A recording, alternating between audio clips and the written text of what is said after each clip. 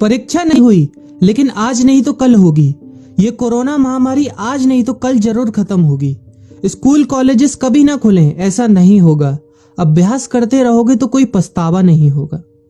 Corona महामारी के चलते इस समय स्कूल और कॉलेजेस बंद पड़े हैं, जिसके चलते विद्यार्थियों में पढ़ाई के प्रति लापरवाही देखी जा रही है। इसी को देखते हुए से मुंबई के एक स्कूल में हमारे पुराणों में लिखित एक कहानी सुनाई गई और विद्यार्थियों को इस कहानी के जरिए एक मैसेज दिया गया, एक सलाह दी गई। कहानी ये थी कि एक बार भगवान इंद्र किसानों से नाराज हो गए और उन्होंने घोषणा कर दी कि 12 साल तक बारिश नहीं होगी, आप फसलों को नहीं उगा पाएंगे। भगवान इंद्र से किसानों ने विनम्रता पूर्वक विनती की। किसानों की विनती को देखते हुए इंद्र ने बड़ी चालाकी से बारिश न होने का सारा श्रेय भगवान शिव के ऊपर डाल दिया और कहा कि बारिश तभी संभव है जब भगवान शिव अपना डमरू बजाएंगे।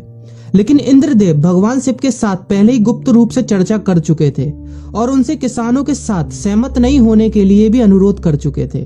जब किसान भगवान शिव के पास बारिश के लिए विनती करने के लिए गए तो उन्होंने भी कह दिया कि बारिश तभी होगी जब मैं 12 साल बाद अपना डमरू बजाऊंगा। निराश होकर वापस लौटते किसानों ने 12 साल तक इंतजार करने का फैसला किया। लेकिन उनमें से एक किसान वापस लौटकर नियमित रूप से अपना काम कर रहा था, खेती कर रहा था, यहाँ तक कि बीज भी बो रहा था। अन्य किसानों ने यह देखकर उस किसान का मजाक उड़ाना चालू कर दिया। कुछ किसानों ने उससे पूछा भी कि आप अपना समय और ऊर्जा क्यों बर्बाद कर रहे हैं, जबकि आप जानते हैं कि 12 साल तक बारिश नहीं होने वाली। उस किसान ने जवाब दिया कि मुझे पता है कि बारिश के बिना मेरी फसल नहीं आएगी, लेकिन मैं ये सब केवल अभ्यास के रूप में कर रहा हूँ। 12 साल बाद मैं फसलों को उगाने और खेतों में काम करने की प्रतिक्रिया को भूल जाऊंगा। शरीर की काम करने की आदत छूट जाएगी और शरीर आलस का शिकार हो जाएगा। इसलिए मैं अभ्यास करता रहता हूँ कि जब 12 साल बाद बारिश होगी तो मुझे काम करने में मुश्किल नहीं होगी। जब इस किसान की ये बात पार्वती जी को पता चली तो उन्होंने भी चिंतित होकर शिव जी से कहा, आप भी 12 साल बाद डमरू बजाना भूल सकते हैं। यह सुनकर भगवान शिव भी चिंतित हो गए, इसलिए कहीं वो डमरू बजाना भूल तो नहीं गए, इसकी जांच करने की सोची और अपना डमरू उठाकर बजाने की कोशिश करने लगे। कोशिश करते हुए जैसे ही डमरू से आवाज आई वैसी बारिश होने लगी और जो किसान नियमित रूप से अपना काम कर रहा था उस किसान का खेत फसलों से हरा भरा हो गया। लेकिन बाकी सभी बारिश का इंतजार करते किसानों को पछतावा हुआ, क्योंकि उन्होंने अभ्यास करना भी छोड़ दिया था।